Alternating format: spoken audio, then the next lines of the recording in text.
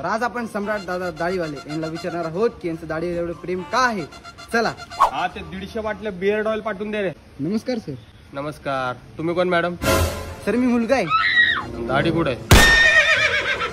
ते जाऊन द्या ना सर, तुम्ही 2 शब्द दाढीबद्दल सांगा ना. दाढी दाढी प्रत्येक पुरुषाने ठेवलीच पाहिजे, कारण की दाढी म्हणजे पुरुषांचा पोशाख आहे. पोशाख जर तोच नसेल तर पुरुष नागडा वाटतो. सर तुम्हाला दाढी कधीपासून येते? मला 5वी पासूनच येते. म्हणजे ना शाळेच्या पालक सभेला मीच बाप बनून जायचो.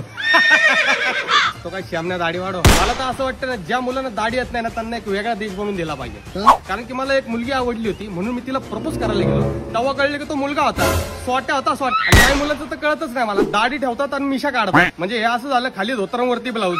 माझे घरचे ना मला चहा न गाळता जातात. काय हो? कारण की सगळी चहापत्ती माझ्या मिशामध्ये अडकते ना. तो काय श्यामने दाढी वाढव. तुम्हाला सांगतो मी दाढीसाठी इतका याडा आहे ना, इतका याडा आहे ना. म्हणजे ना मी दाढी नसलेल्या लोकांसोबत बोलत सुद्धा नाही. कोलंबस दादा पत्ता सांगा ना. काय झालं? दाढी प्लेन शेव.